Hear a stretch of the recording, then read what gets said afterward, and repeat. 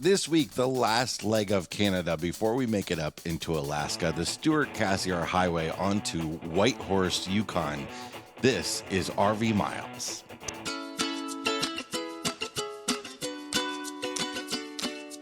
This fall, LL Bean wants to help you feel great out there with gear tips and advice for heading outdoors and exploring all the possibilities of the season.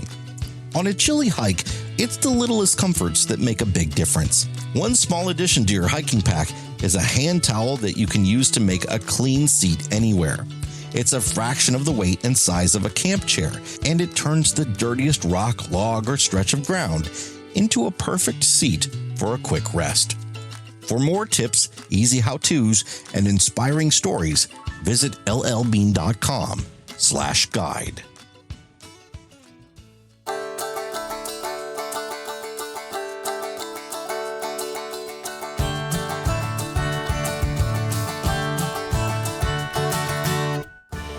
Welcome to episode number 296 of RV Miles. I'm Jason. And I'm Abby, and we are two RVers who, along with our three boys, Jack, Ethan, and Henry, have been crisscrossing North America on one epic road trip since 2016. Here at RV Miles, we talk all things RV and outdoors, from industry news to our national parks, and a whole lot more.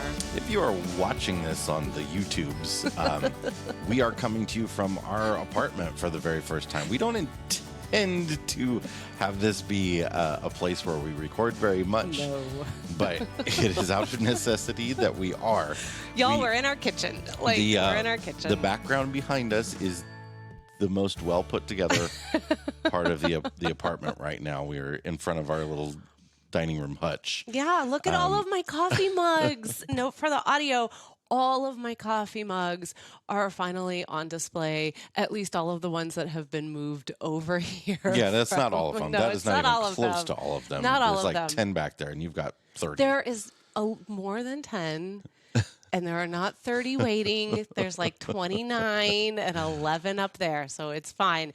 But this is our dining room, actually, that we're sitting in for today as we continue to make the transition from moving out of the Sabre and moving out of the Ibex, because yes, we had stuff in both, as well as all of the things that we have had stored with family and in our storage unit, getting that all over here, and then searching for studio space and space that we can build out for RV Miles, which we are going to go into more detail on Detour, which is our After the Show podcast that we do for Mile Marker members, Mile Marker Plus members. We're going to talk a little bit about what does it mean to have an RV Miles studio.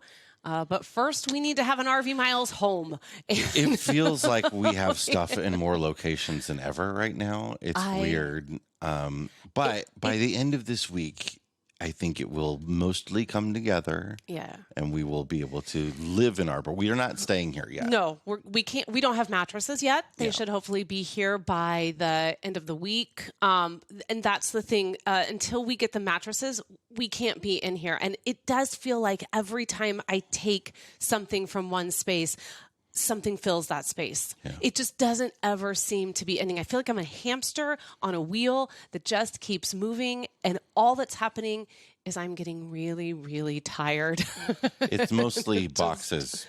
So many boxes. It's mostly boxes. So many boxes. But we're really excited. This has been a really great transition for our family. It's really nice to have both of our RVs, like to have the family back together, because, the Sabre and the Ibex are family. And so it's nice to have the family back together. We're all in one space. We're figuring it out. We're really excited for the future, especially as I alluded to earlier, that studio that is coming hopefully before the end of the year. It's a really tremendous time of change. And daylight saving is not helping the situation either. Wow, why are we still doing that? I don't understand, but here we are. But yeah, there's just a lot going on here, but we're excited for all of it. It's good change. Change is good. It's important to continue to grow and change and have new seasons. And we are definitely in a new season over here personally, which we're talking a lot about over on Our Wondering Family, which is our kind of family-focused content that we do over there just really digs a little bit deeper into our lives as a family. And then, of course, what you're seeing here at RV Miles as well. So part of that change is not so fun, winterizing the RVs, and we had to do it two of them. And we had to do it pretty quickly because by the time we got back here, the earliest freeze up was happening very quickly. And then a week later, it was 70 degrees. Yeah. Because why not? Yeah. You're in the Midwest. That's what we do. But we did go through and winterize both of the RVs. And, it's not something that we've had to do a lot, but we have had to do most years because we often will spend a few weeks in like the Kansas City area and here to visit family and move out of the RV over the sort of Christmas time. And we've winterized several of those times. Yeah, I think last year was the first time we had never winterized one of our RVs through the end of the year because we were Christmasing, we were holidaying in Palm Springs. We had sort of started to do this thing where we would just after the holidays make a beeline for that Oxark campground in Arkansas. And that was sort of the first place we could de-winterize. Yeah. But we are winterized, and I wanted to give a few tips for those. I'm sure most of you are winterized if you were planning on doing it, depending on where you are in the country right now. But I wanted to give you a few things to think about that you might have forgot about if you've already winterized or if you're about to. These are just non-water system things mainly to think about. And one is remove batteries from everything. Get the batteries out of like remote controls and everything. Batteries can corrode when they just sit in things not being used. So go ahead and pull those out. Don't forget to drain your water heater. That's a big one that people often forget, and those water heaters explode. Don't forget your outdoor showers and hose lines. If you forgot those, go back and do them. Especially sort of like if you've got an outdoor kitchen with a sink line out there, we've seen people have lots of problems with those because they forgot to run antifreeze or blow them out, whichever you do. Listen, I just want to point out that you did say who's. Okay. And I would like you to keep it in. You did say your outdoor who's. And it feels very much like you live in Indiana, but that's fine. There's an imaginary W in front of it. Who's? Close up your stove vents. If you don't know, a lot of people don't even realize this, is that the vent that opens up over your stove to blow air outside, it has a door on it on the outside. Now, some of those is a flap that just works on the air pressure. Yeah, which we've heard many a time in the wind. Some of those just snap closed, and you want to snap that closed to keep critters from coming in there, keep insects from flying in, that sort of thing. And you should do that whenever it's in storage. Don't forget to leave your refrigerator open. That fridge will stink if you do not leave it open. Trust us. You definitely want to keep it open unless it stays on. So in the Ibex, we're on solar all the time because it's stored outside. So the fridge can stay on in there if we want. But not in the Sabre. But not in the Sabre, it has to be turned off in the Sabre. We stole the solar panels and the batteries from the Sabre for the Ibex. But when you open that fridge and freezer and it's going to thaw out some of the ice that's built up in there, you can just stick a towel in there and let that ice melt onto that towel. But make sure to go back and remove that towel or it will get moldy and gross. And you don't want that. And don't forget, a lot of things freeze. I feel like this is a real specific point that you put in here. I almost feel like you're talking to me, and I don't know how I feel about it. I don't know. Just keep going. Don't forget that a lot of things freeze that aren't water, including alcohol. They just might freeze at lower temps. So this is a thing that we've seen several times over the past where people are like, why? Let's not use RV antifreeze in our water lines. Use vodka. Cheap vodka instead. It is such a bad idea for so many reasons. First of all, I think people are worried that like RV antifreeze is poisonous. It's not. It's not great to have in like large quantities, but guess what? Neither is vodka. But it is a food ingredient that's used in thousands of foods, right? Vodka is every bit as much of a poison, but vodka actually freezes at negative 13 degrees. Mm-hmm. So besides the fact that it's going to cost you a lot more money to use cheap vodka, it's a bad idea just for that reason. On top of that, don't disrespect your RV like that. Don't put cheap vodka in your RV. That's just, honestly, give it the good stuff. God, if you're going to do anything, give us some Tito's, you know what I'm saying? 3 gallons. Right, go get some Grey Goose. Like, come on now. So those are just some quick ideas that you might not have thought about winterizing. Just make sure your RV is really comfortable and happy for the winter. That's right. Again, remember, it's part of the family, and you want that family member happy so that when it's time to get back out there and start exploring again, you're ready to do it. And this is a really great one because we had talked a little bit about not doing this. We thought, is it too late in the season to go ahead and have these reminders and just chat? And what we reminded ourselves about this is that we're all trying to camp a little bit further into the season now. A lot of us are really trying to extend our RV life earlier, beginning a lot earlier than Memorial Day and keeping it going way past Labor Day. So if you're like us and in the past, you may not even be winterizing until you get somewhere into December. And by that time, it's a quick turnaround. It was always a quick turnaround for us, a quick turnaround to winterize, and then a quick turnaround to de-winterize so we could get back in there. So I think any time of year, it's just really good reminders that there are other things besides pouring expensive vodka or winterizing antifreeze into your lines that you need to do to make sure that your rig is ready for whenever you are ready for the next camping season. Don't forget one more thing here, to pour some antifreeze down the traps. Whether you blew out your lines or you use the RV antifreeze, the stuff that comes through the lines isn't enough to empty out the drain traps underneath the sinks and your shower. You want to pour some down there, and you want to keep some poured into your toilet as well. I can't wait to get back into the RV. We were talking about trying to do a little bit of winter camping, which would mean we would keep the rig winterized. Yeah. But maybe do a little bit of winter camping here in the area. I think we're going to do it. We have joined the ranks of those of you that are sad in the winter and can't camp much, but hopefully we can get out there and do some winter camping. Yeah, because we're just not going to be able to take the RV with us to Tampa this year. Yeah. We are going to the Tampa RV show, so we should say that. So if any of you are going to be there, it begins January 16th. We hope we'll be there for the first couple days of it. We won't be there all the way through the end of it. No, I think we're leaving by Thursday. We need to go back and get our children. So we're going to be there for the first couple days of the show. We are hoping to put together an event off-site that will get us all together. So if we don't have a chance to run into you during the event, because it's just, I know it's so busy and so crazy there, and we're all trying to see 1,000 things and do 1,000 things.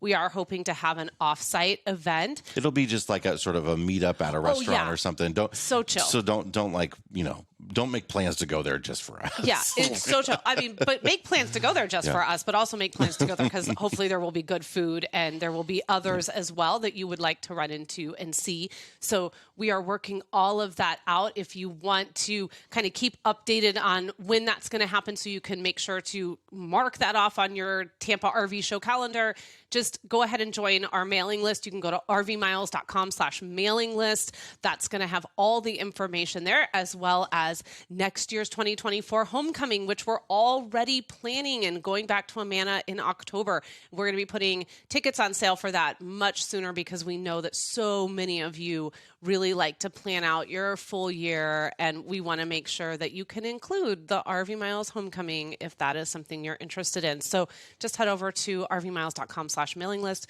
get on that mailing list, and that will be the best way to keep up to date with all of these really specific events we have planned. All right, we're very excited to get back to talking about our travels up to Alaska. It's been a few weeks, so we're going to take a break, and when we come back, we're going to talk about the Stewart-Cassiar Highway and Whitehorse, Yukon. We'll be right back. This episode is sponsored by the Park Wolf app. Ever found yourself in the heart of a national park, surrounded by beauty, but unsure where to go or what to see? That's where Park Wolf comes in. Park Wolf is the ultimate app for exploring national parks. As you drive, the GPS shows you what's coming up on the road, and an audio guide will fill you in on what's there so you can decide if it's worth a stop for you or not. Gas running low, looking for a bite to eat or a bathroom break? Park Wolf's got you covered. It keeps track of the nearest gas station, restrooms, food, and pullover areas. And the best part, it works without an internet connection. And if you're a wildlife enthusiast, you'll love Park Wolf's wildlife maps and sighting notifications. So before you set off on your next national park adventure, download the Park Wolf app for your iPhone from the App Store. It's your ultimate guide to national parks. Chances are you've seen them on the road. That's because Blue Ox designs and manufactures the best towing products in the industry. Just look around. You'll find them on highways and campgrounds and anywhere you find people traveling in the great outdoors. Award-winning tow bars, base plates, and brakes, a full line of weight-distributing hitches, adjustable ball mounts, and a new line of fifth-wheel hitches. With Blue Ox, towing doesn't have to be a drag. To learn more about how Blue Ox can make your travel adventures even more stress-free, visit blueox.com. We're back and we're here to talk about the last leg of our journey through Canada right before we hit Alaska. And this is the Stewart-Cassiar Highway, and then a little bit beyond that onto Whitehorse, Yukon, which is really a decent-sized town and one of the last places before you go to Alaska to really fuel up and get all the things at the grocery store and stuff like that. We got the oil changed and all that kind of thing. All that good stuff. It's actually the capital of the Yukon territory, so there's a lot of really cool things that you can explore there as well to learn more about this area of Canada. It's also like 90% of Yukon residents live in Whitehorse. Yes. So it's the capital, but it's also where everybody But what's amazing there is and I know this has real no bearing on our travels outside of the fact that when we were there twice on the way out and then we stopped on our way back, which we'll talk about later. They don't have, for being the capital, there's no movie theater or anything in Whitehorse, which I know you're probably thinking, well, Abby, that's so silly. Why would you care?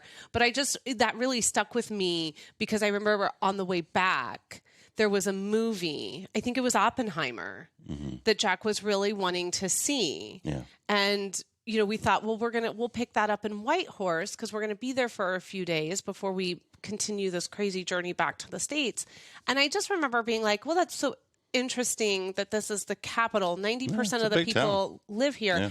And I could be wrong. And I apologize if I'm wrong. I think there is like a 2-screen small type thing, and it might have been closed. I think it might have been second run. Yeah. But anyway, I just thought that was really interesting. And I kind of thought it was cool that this is, so when you think of a capital, you kind of think of like everything, right? And here it was just, no, this is really all that we need in order to be successful here in the Yukon. And I just thought that was really an interesting and kind of cool fact. But long before we hit Whitehorse, we're on the Stewart-Cassiar Highway. We talked about Stewart before. We loved the Stewart-Hyder area. The Stewart-Cassiar Highway really sort of begins just before Stewart. This is one of 2 routes up to Yukon and Alaska. So you either take the Stewart-Cassiar Highway or you take the Alaska Highway. It used to be called the Alcan and technically isn't anymore. It's the Alaska Highway. So lots of questions people have had of us about taking the Stewart-Cassiar, whether it's better or not. And so we've taken both now because we took the Alaska Highway back. And eventually the Stewart-Cassiar meets up with the Alaska Highway. But this is a more rural route. They're both rural, so it's kind of weird to say that. Yeah. But it is a little bit more remote. There were plenty of pull-offs. So to give you an idea, this whole section we're talking about today is about 600 miles. And we didn't really do a whole lot of camping in campgrounds along that route. We pretty much did pull-offs through this portion here. And there are lots of pull-offs to stay at, and that wasn't a problem for us at all. But there are some of those provincial campgrounds, and there are some places to actually camp if you prefer a campground. I just had this memory that I had to put in the show notes that the first rest area that we stopped at on this route, we didn't stay at this one, but it was called the Rabid Grizzly Rest Area. And all I could think about when we were there was, how did this rest area get its name? I thought we stayed overnight there. I don't think we did. Did we? Oh, maybe we did. We did stay overnight. We did stay overnight. Yeah. Yes, because we wondered if we were going to discover whether or not really find out for ourselves why it was named this. But I want to go back about like all of the pull-offs on here. And I think for anyone traveling up to Alaska, being as self-contained as we were with the solar and the battery power, and you're also experiencing longer days at this point. You're running. By the time we got up to Whitehorse here on this discussion, it was staying dark until 11:30 midnight, and even then, it was never fully getting to that dark pitch black before the sun was coming back up again. And so when you're self-contained like this with the solar and the batteries, and you've got enough fresh water, being able to utilize all of these pull-offs and how many of them they are, and they really are designed to have you stop and stay the night on this route. I think for me, that was some of my favorite stops when we just to be able, that freedom. And I've talked about this before, but the freedom of this drive, especially this section of this drive, the freedom of it to just go until we wanted to stop, to have the option to know that if this pull off or this campground isn't going to work, we're going to keep going, and there's eventually going to be something else that will work, and we can keep going because we have this extended daylight. And to me, I say it over and over and again, but it really was just so freeing. And it reminded me so much of those days before we really had to book and plan everything so far out in advance that, it's harder and harder now to just go. And crossing into this section of Canada and crossing into Alaska felt like the old days of RVing, the freedom of that, the thing that we loved so much about it when we got going. And I go back to it again and again. This may have been some of my favorite times on the road during this whole trip. Yeah. And it was, a lot of people want to know which way is better. And I think, they both have their benefits, but I think in the end, it was kind of worth it to do both, to go up one route and come back the other route, to sort of have a sense of what both are like. The Stewart-Cassiar gets down to no marked lanes for a while in some spots, and down to 40 miles an hour or whatever it is in kilometers, and you're taking your time and going a little bit slower, might be a little bit windier in spots than the Alaska highway, but nothing treacherous or frightening or anything like that. And in terms of road quality, I think we actually found the road quality to be a little bit better on the Stewart-Cassiar than the Alaska highway. I completely agree. And we're going to speak a lot from just a small rig perspective on this. So I know that this can feel really different if you're pulling, if we'd been pulling our 43-foot fifth wheel, or if you've got a big giant Class A. And I know that from this small, and this is why we went with the Ibex. Small rig with the off-road suspension. I mean, this is why we picked that RV, because we wanted those roads. We didn't want those roads to be the reason that we were miserable the entire time. And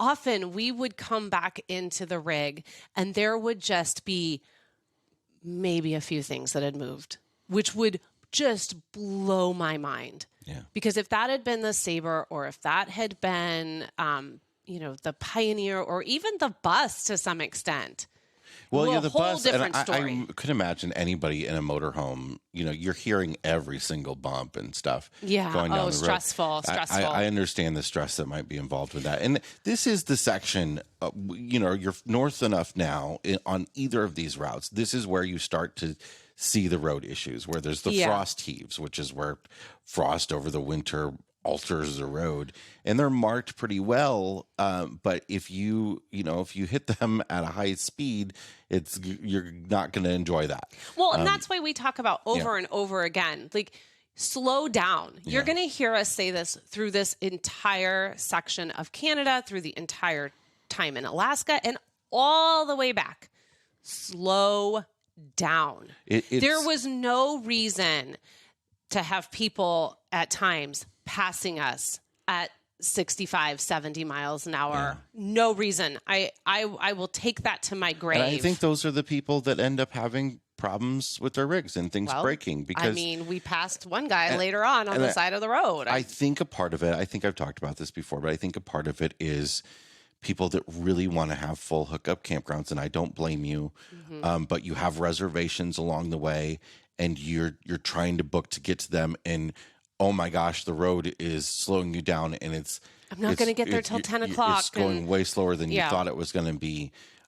You just can't travel up to Alaska at the speeds that you think you would travel throughout anywhere else in the U.S. So you really have to make this journey a part of the trip. It can't all be about hustling to get to Alaska. Yeah. And then spending all your time in Alaska. And you don't want to do that anyway, because there's some wonderful stuff on the way up. Yeah. And, I think that we experienced that from both ends, because going there, we took our time. Leaving, we hustled out, and we missed so much.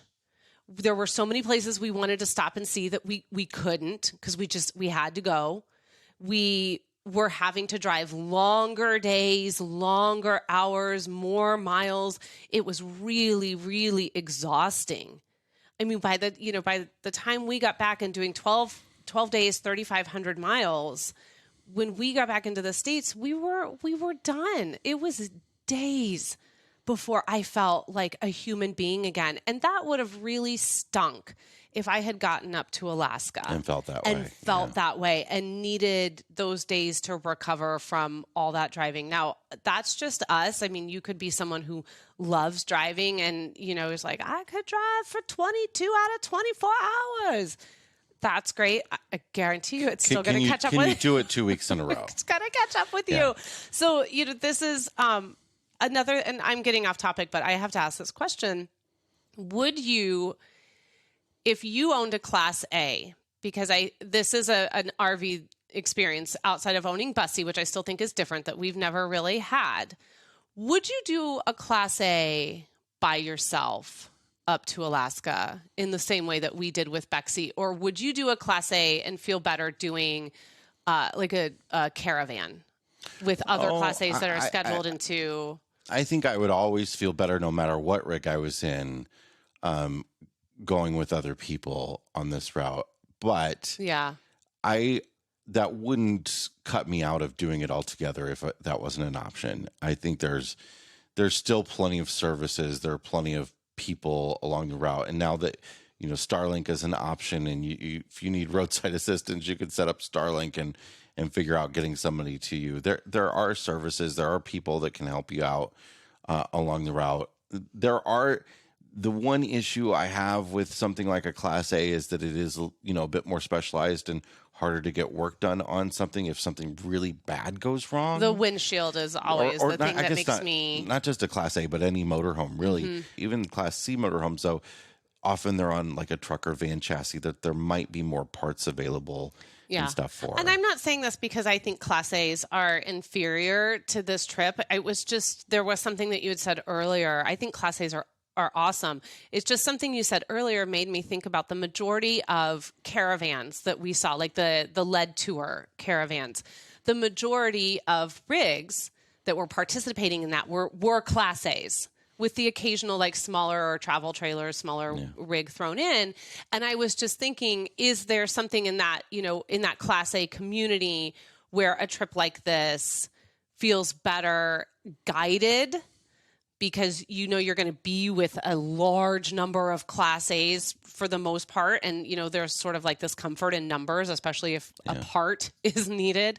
Or, is it just that maybe making a journey like this in a rig where, like you just pointed out, parts can be harder to get? That crack in the windshield is a much bigger deal repair-wise than it is the crack in the windshield that the truck endured. Whether it was a big Class A or like our fifth wheel, I think I would have just been a little bit more careful of the routes. I probably wouldn't have taken the road up to Chicken and, gone down that You wouldn't have done 27 miles of unending just washboard. Well, we'll talk to that. We'll talk about that on another time. And I'm just curious because we've only done this once. We've only done it with the rig that we've had. It makes me think about return journeys, and because we do want to return someday, it probably by the time we get back up there won't be with the Ibex. And it just makes me think the perspective of what would we want to take up there next time, if it was just the two of us. So, yeah. I mean, I would love to be in like a 4-wheel drive B van would be. Oh my goodness. Great, Yeah. But I would love to hear from anyone who has made the journey up to Alaska in something that wasn't, similar to what we took up there. And I would love to know what your experience was and how that went for you and if you would do it again. So, feel free to leave a comment in the group or here on YouTube if you're watching and just share with us your Alaska experience from a traveling perspective. I think most of it sounds worse than it is, I agree. and really the challenge is about it being so remote. It's not necessarily about the terrible roads because there's terrible roads everywhere. It's really more about the remoteness of places. Yes. And that I sort of think thing. one of the biggest comments we had about the roads, and then we can move on from talking about the highway, is that often we said, how is this any different than this highway in this state that we've driven? For people, especially for RVers and especially for full-timers, when you have been just crisscrossing all over, the U.S., you start to be like, wow, this really reminds me of, like I-70 in Kansas City through heading into Kansas, or, any of these highways where it's bumpy. There's potholes. I mean, my gosh, anyone who's driven down into Louisiana, what is that, 5, 10? What is... 5, it's 10. It's 10. 10 is the... Yeah. Yeah. If you've been on 10, you've been to Alaska. Actually, if you've been on 10, you've had roads worse than what we encountered for the most part in Alaska. So I think I definitely think Stewart-Cassiar is highly worth taking. Yes. So we did end up meeting with the Alaska Highway at Watson Lake. They come together, and we took that on the rest of the way to the town of Whitehorse, the capital, again, as we mentioned, of Yukon territory. And it's not territory anymore, but they call it that. It's the Yukon.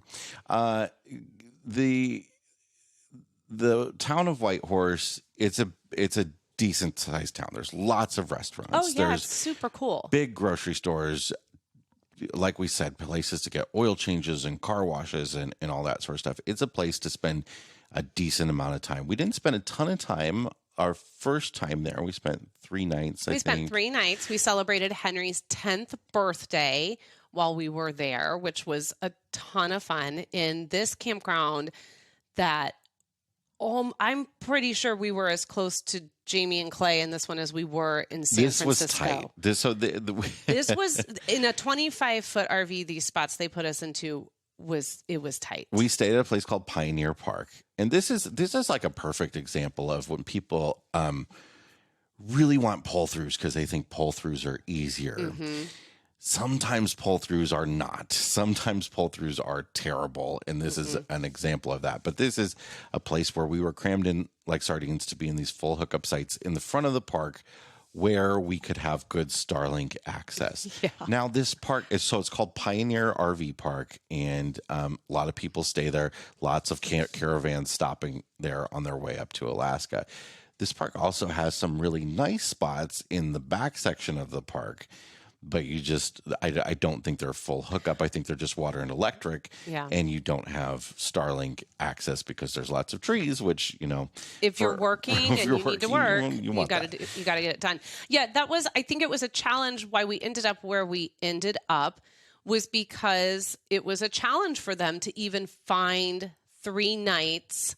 Either it was 3 nights with us next to each other or just 3 nights in general because of the fact that especially down there where it's the pull-throughs, it's just a constant stream of the caravan tours that have come through and they have booked. Yeah. And so they book so many of these spaces, and we literally rolled in. We didn't have a reservation. So whether or not that's on us, it still worked out, but we rolled in. Yeah. And we opted to see because we knew that if it didn't, I think we called earlier in the day or the night before or something. And they had said, we can probably, fit you in, but they didn't. It wasn't like, these are your sites. Yes, we've got you. Everything's fine. When we got there, I think you guys went in and had to kind of try to work with them and figure out like, how can we get spots for a 25-foot and a 30-foot RV. Yeah, it was fine. We didn't have an issue except for that there was sewage on the ground. That Oh, was the issue. yes, There was that sewage on the was- ground on Jamie and Clay's site, so we were contemplating, moving and stuff. And I think maybe they did move sites, but you're still next to the site, and they had to come clean that up and stuff Yeah, because it wasn't somebody's RV had an accident. Yeah, it was not good. But anyway, this was nothing special. Like, there's going to be some of this type of stuff if you're staying at full hookup campgrounds on the way up to Alaska and in Alaska. There's going to be stuff that's not great, that's crammed together, and I know that's what a lot of people are trying to get away from when they go to camp and when they go to Alaska. But that's a lot of the full hookup stuff. It's just not going to be like that. Yeah, it's not going to be like that. And, it was still great, though, because, again, full hookups, an opportunity to do some nice flushing of those tanks and, to take all those showers and get all the things washed. There was laundry on site. So it was really a lovely opportunity to be able to get all of that done and get reset, because we were headed back out into do some remote camping again. And it was very, very affordable. That was another thing I think we should mention, is that for the most part, all of the campgrounds through Canada were incredibly affordable. A place like this in the States would still be charging us 80, 90. I mean, my gosh, think about what we paid in San Francisco, right? Yeah. They know that people need to come here. This is a primo stop, and there are a couple other campgrounds in Whitehorse as well that they could be charging astronomical prices. They're not. And for what we paid, it felt really great to be able to do our laundry, to have those full hookups, to have access to the town, and to just reset and celebrate Henry's birthday. Another campground option, and this is a place we stayed at on the way back, because we did stop in Whitehorse on the way back as well, and you probably will too. We stayed at the High Country campground, which is a little bit more woodsy.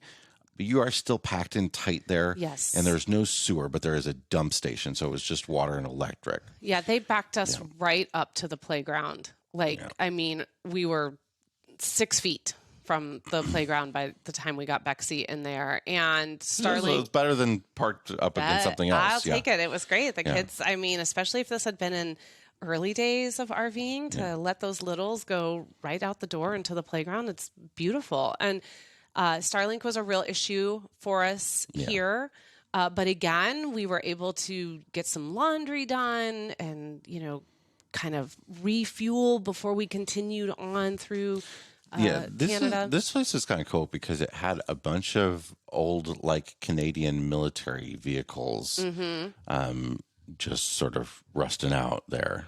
That was kind of cool to walk It's through. busy there too, because in addition to all the RVers that are coming and going, they're also a pickup point for renting RVs. Yeah. So that's one option. A lot of people do that. They'll fly to Whitehorse or further into Alaska or something and pick up a rental RV instead of driving on the way up there. Yeah. So the campground is really busy with a lot of movement happening in the campground, and we were actually right across from where all of the rentals get picked up. So that was kind of cool to see just how busy they were with people coming in to get RVs and then continue on into Alaska. But if you are going to stop for a few days, there are some things that you can consider exploring. And these are things that we did on either the way up or the way back. So we're going to kind of combine them together. A couple recommendations for things to do and places to eat. One thing we really enjoyed was hiking around the Miles Canyon area. And this was really neat because you cross a suspension bridge to get to most of these trails across a deep canyon that boats go through and stuff. But it is a deep cut river canyon with steep cliff walls.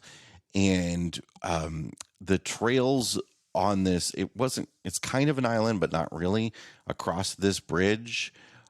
There are many and varied trails of different color difficulties and difficulties. It was very confusing to know which trail you were on. And we were using all trails and trying to go off that. And I think what it was is they had the trails labeled like you have ski trails labeled with blue square, a black diamond, a green circle for the difficulty levels.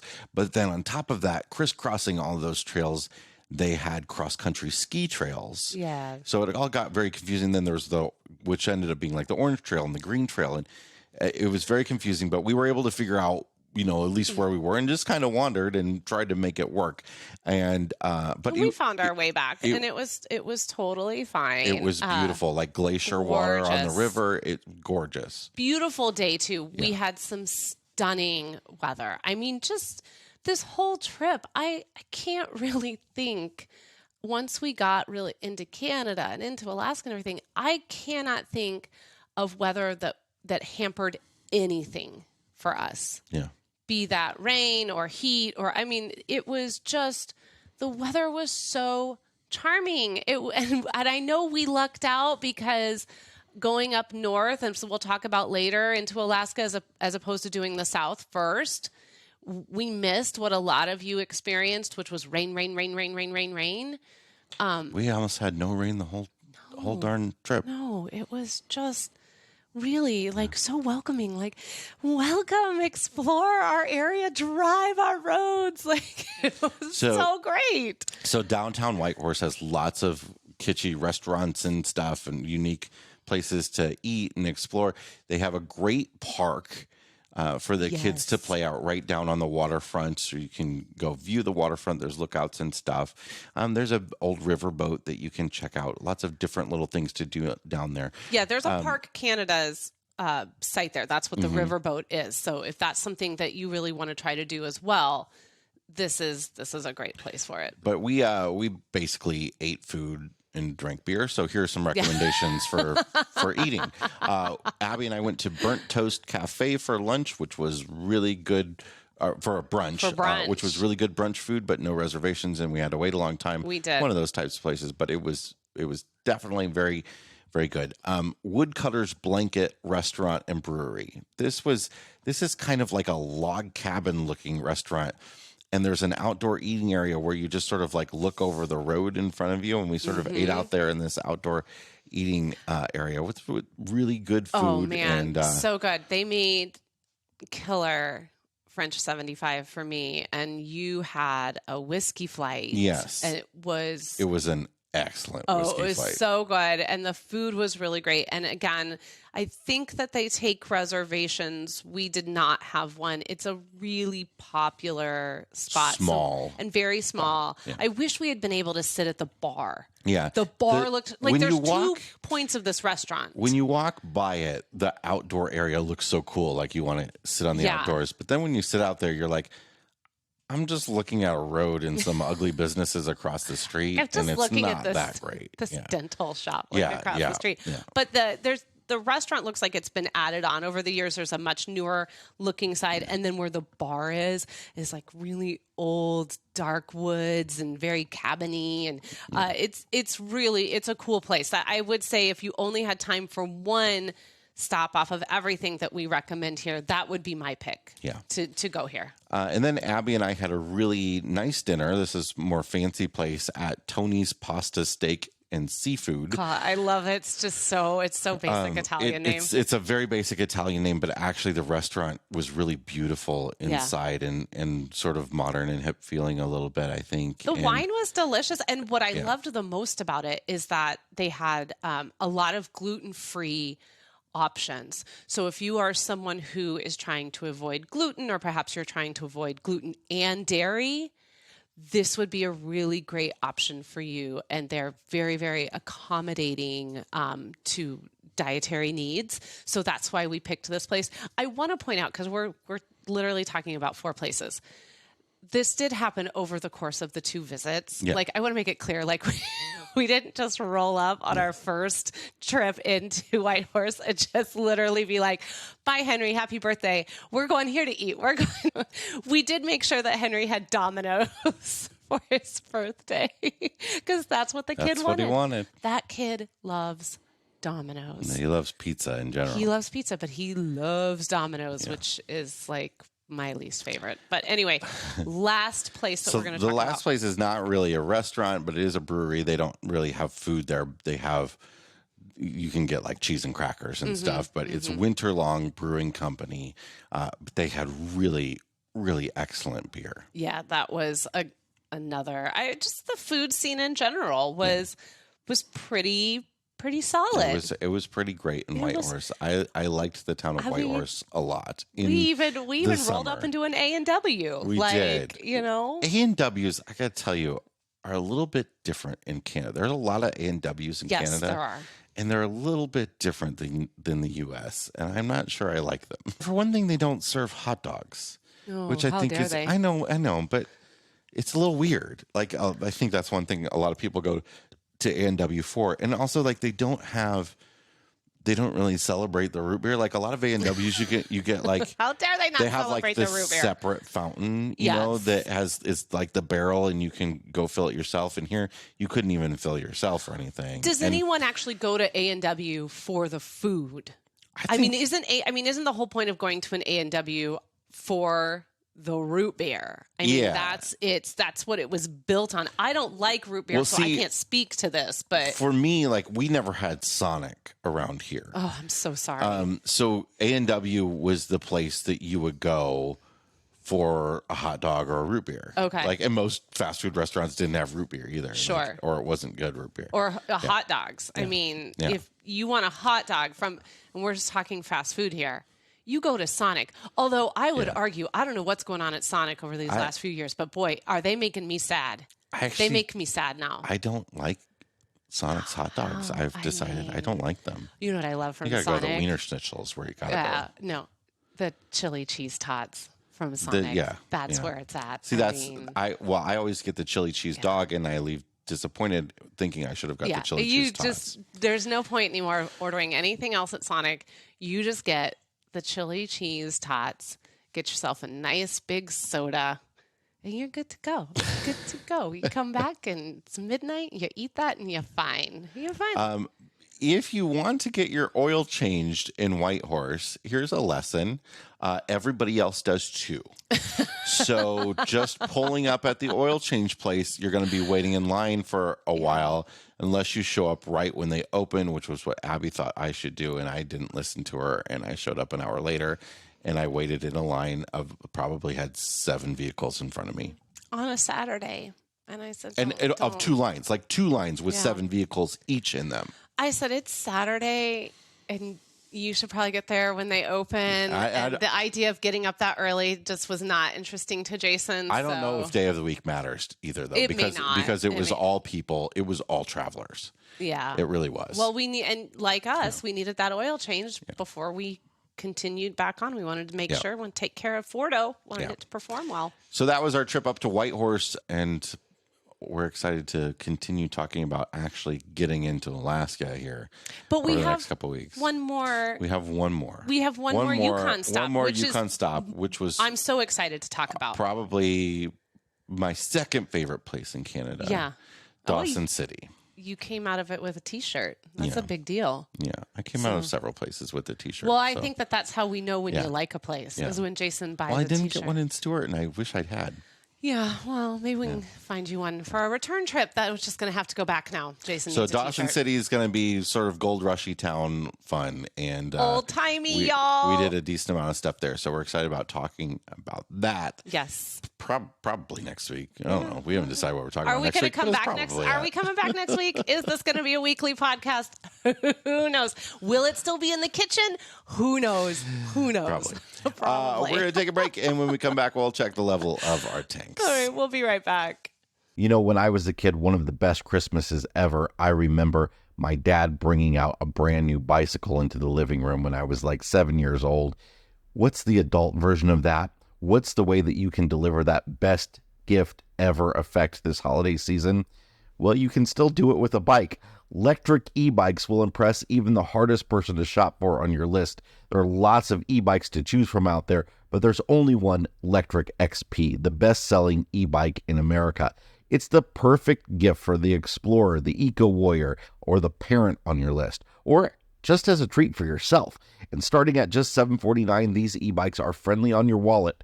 Plus, you can get hundreds of dollars in free accessories when you purchase this holiday season at electricebikes.com. That's LECTRICE bikes.com. Welcome back. It is time to check the level of our tanks. Sponsored by Matt's RV Reviews, liquefied RV toilet treatment, the no BS toilet treatment. You can find it in our Amazon store at amazon.com/shop/RV miles. Okay, Jay, what is in your black tank this week? So many boxes. When you buy all the furniture for an apartment at once, and it's especially if it's put together furniture, like furniture you have to put together, it all comes in boxes. And holy cow, our lives have been cardboard. And it's sad because there's nowhere to recycle it. There used to be somewhere in Highland. We have to drive about a half hour to get to it. There used to be a great recycling here, and it's gone. There used to be a big, sort of drop-off recycling, and they've took it out entirely. Oh, then all this cardboard is getting loaded up into the back of the truck. I'm going to drive a half hour. That's the plan. No, okay. It's all by the campground in Davenport that we stayed at. Oh, I didn't know that they did cardboard there. There's a whole big recycling area. Okay. Not in the campground. There's up the road from it. There's a big recycling area. So we're going to load all these boxes. We have tons of still to take to recycling, and there's a lot. I can't say a lot anymore, but I have no way of quantifying the number of boxes, but it's a lot. If cardboard boxes were I think they are really the resemblance. They are mirroring our life right now, like these cardboard boxes and all the thousands of little pieces in each box. I feel like the chaos of the cardboard box is very much like what's the chaos of this environment right now. So the part of the reason for those boxes is my your fresh tank. So we'll move on to that. The vast majority of these boxes come from IKEA, and I feel like we owe IKEA an apology because I am 50% with you. We were this. Really upset with them over prices the last time we visited, and I will say the prices are still high for lots of things. And if you compare it to going to a lot of the furniture stores out there, like Ashley or whatever, where we bought our couch from, where the stuff is going to be put together already and delivered to your door. Glorious. The pricing at IKEA on a lot of things like sofas is not very good. But the pricing on others was manageable, and we were able to, Abby and I went to IKEA, spent a lot of money, but not anywhere near as much money as one would think to outfit our entire apartment with probably 80% of the furniture came from IKEA. Can I just say, though, and I do think that IKEA was listening to that episode of the RV Miles podcast. I fully believe that representatives from IKEA heard us, because when we went back, and I know you want to apologize to IKEA, but I want to make it very clear that we went to IKEA because they had slashed prices. A lot of everything we bought was 25 to 50% off. So they listened and they heard that it's ridiculous that you want me to pay $150 for this little side table that you're going to make me go home and put together for 45 minutes. There's the problem. Is 45 minutes? No, that's laughable. There's nothing I've put together in 45 minutes. That's a little side table. The problem is, I'm talking our nightstands. Our nightstands. So case in point, we 2 nightstands for our bedroom. They're some of the hardest things I've had to put together with the most parts here. You would think that they would, pre-assemble some of it and still be able to flat pack. Gosh, no. There is not a single part on any of these things put together. I mean, we've dealt with plenty of IKEA and furniture in the past. Usually we bought one item at a time. This time we drove up to IKEA, just Abby and I, with the truck, and we went through the store, and we kind of pre-knew a lot of the things we were going to buy in advance. We did some shopping online first. But, you go through the store with a cart. We filled that cart up. And then the furniture stuff, you have to go pick yourself from the warehouse. And we probably spent an hour and a half just pulling the furniture in the warehouse. We had three carts. We had three flatbed carts full. And then there was the heavy stuff, the kids' bunk beds, which are like a bunk bed dresser, desk in one type thing. They had to pull those for us with a forklift, and so we had a whole pallet of stuff. So we had 3 flatbed carts, a pallet, and a regular cart full. And we got to the truck and we're like, dude, this is when happen? I shine. I was like, I'll play. Happen? No, this is gonna work? I said to you, this is going to happen. This is going to work. This is where I shine. This is Tetris. Let's go. And we did it. We did it. We got it all in there. And you know what? Not only did we do it, we didn't have to unpack and repack once. Yeah. We were really methodical about it. They were very heavy. We were very methodical about it. We knew we had plenty of ways to secure everything. It totally worked out. It took another hour to do that. Yeah. But I'll tell you what, we were looking a lot better than that Subaru that was next to us. Whoa. If you want to have an enjoying day, just go to IKEA, buy a couple, get some washcloths or whatever, like the cheap stuff. Go have some lunch, have some Swedish meatballs. Some lingonberry and then sauce. they've got some benches there outside. You could just hang out outside, mid-afternoon and watch people load up their cars. This it is Subaru amazing. Couldn't close its trunk. So it's like a hatchback. It couldn't close it. So it's like trying to strap that all down and keep things in. It's always the hatchbacks that think they can fit more than they can. They're like, it's a hatchback. I can fit a lot of stuff in here.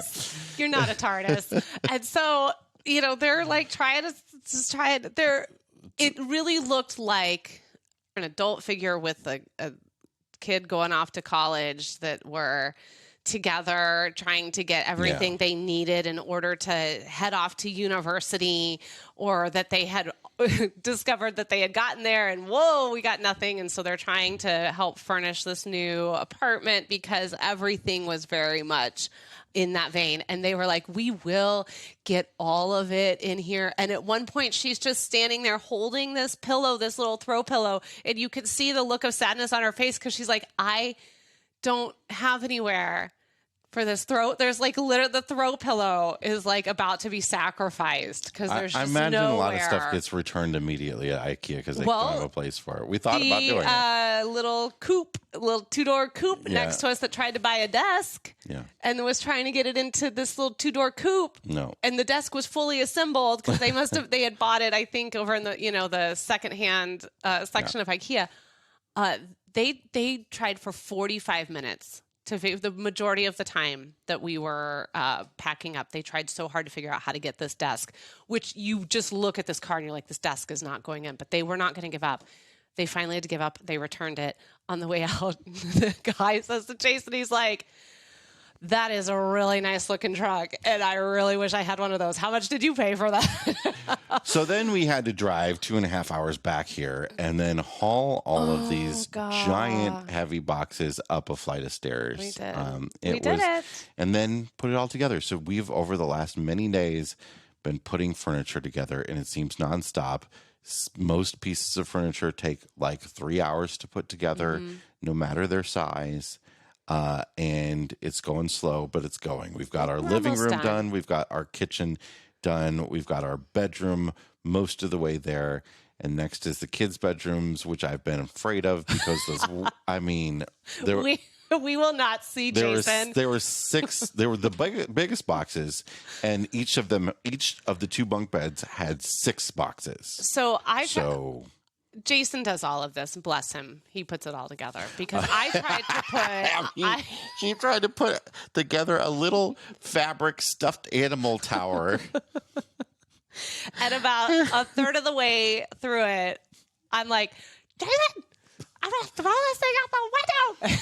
And I was like, I'm done with this. And I said, I don't have the patience. So when Jason goes to tackle those bunk beds, we will just shut the door. I will randomly leave food at the door and water and let him. He's been binging the 007 Daniel Craig's movies. Yeah, I only got one left though. That's only like 2 hours. I'm gonna You need to watch something else, something that I don't want to watch because I haven't seen that one yet. Yeah. So you have to wait. So anyway, that's Adventures in IKEA. I don't know that we fully owe IKEA an apology, but I will say thank you to IKEA. We gave for them putting, a lot of money, so I don't think we owe them anything. No. But I will say thank you for hearing people and putting stuff on sale. One more thing about IKEA, and then we're going to move on because I know a lot of our RVers use IKEA to buy stuff. If you have that IKEA family, this really ticks me off. So if you have IKEA family, you save 5% on everything with that IKEA family. That's going away at the first of the year. They're doing away with it. So you will not get that discount anymore. There's a store associate just told us this, and it seems like what they're doing is getting rid of that and then doing like specific. I think it's going to be a thing like when you go to the grocery store, if you want to buy sale items, you have to be, their member. Those Hy-Vee perks are not perks. Get out of here with that Hy-Vee. So that was another reason why we went, because we got this 5% discount, and it was quite significant because we spent quite because you don't get it online. And there's not free shipping. So that would have been a lot. So, oh my gosh. So we went and did that. And so we had the discounted prices, the sale that they had going on top of the 5% as well, because it doesn't matter if the thing's on sale or not, they give you the 5%. So that's all going away at the first of the year. So, IKEA continues, in my mind, to maybe not be as budget friendly anymore as they once were. So, all right. Okay, what is in your black tank this week? Well, I will keep this short because we just spent 27 years talking about IKEA, but I just want to I'm just going to spin a tale of Halloween in the Midwest, because this is Halloween in the Midwest. Okay. It was snowing. It was like 30 degrees. All these poor children, it had been beautiful leading up to Halloween, but it never fails. I can't, 2010 is the last time I can recall a Halloween living in the Midwest where it was nice. Well, we've spent most of our Halloweens outside of the Midwest since then. No, I mean, we would have had 2011, 12, 13, 14, 15, 16, and all. Well, that's true. Yeah, we had a lot of Halloweens before we got on the road. It's freezing. So this is my black tank. Halloween, Mother Nature, get it together. Like, it's cold. These poor children, they all put these little costumes together. They're so excited to wear them. And they are given two choices. Either I freeze and I wear this, or I wear it and I have to put all of my winter gear on over it. And then no one gets to see my cool costume because I'm dressed like I'm going sledding. So our kids, Ethan was a dinosaur again, like he was last year, and he was bundled up underneath, but then he was fogging over because he couldn't see out the plastic window because it's fogging over. Anyway, so the weather, black tank, the worst. What's your fresh tank? My fresh tank goes to the neighbors, like 4 down from my in-laws, who, when you come up, they have full-size candy bars for the kids. And then they looked at Jason and I, and they were like, y'all walking or y'all driving? And we're like, oh, we're walking with the kids. Because it was so cold, a lot of people were driving. Listen, a lot of parents were following along in the minivan. They were just like, no, I'm not here for this. You have to, you go. So we're like, well, we're walking. And then the guy was like, you want a beer? And I was like, yeah. And so the neighbors were like, here's full-size candy bars for the kiddos, but grown-ups, we haven't forgotten about you. Here's a beer. And of course, quintessential Midwest beer, Miller Lite. He's like, here's a Miller Lite for you. Have a great day. And so fresh take to those neighbors for just being really cool. We'll be back next year. There was another house where they had like a fireball punch for adults, but they had ran out. She was already out. It was only Halloween in Milan, in our new town, was from 5 to 8, and by 6 o'clock this woman, she was out of the fireball whiskey punch thing she was serving. So she was trying to cook up some more in her crock pot. So a lot of fun. The neighborhoods really get into it.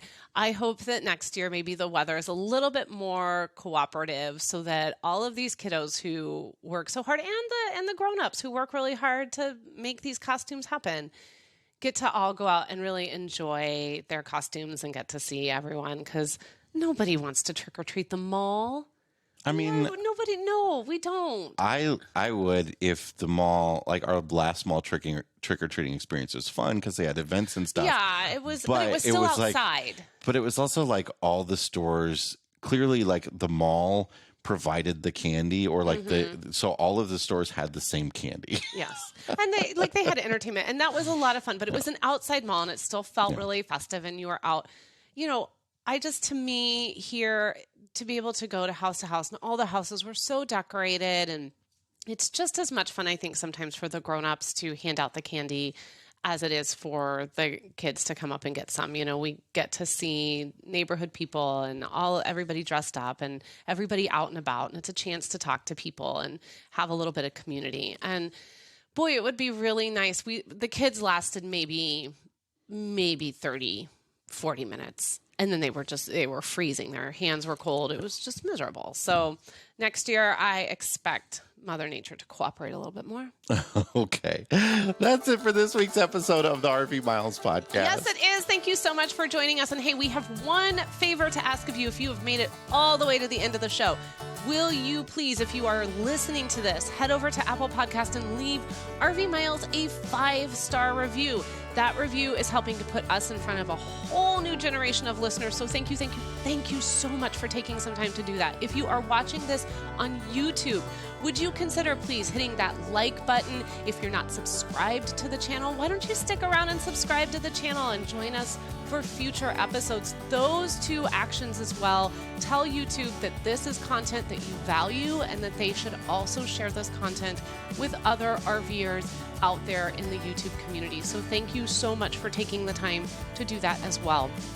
Any questions for Jason and I, of course, you can come over to the RV Miles Facebook group. You can talk to us there, or do email us at editor@rvmiles.com. All right, folks, until next week, please stay warm, stay healthy, and keep logging those RV miles. Bye, everybody. Bye.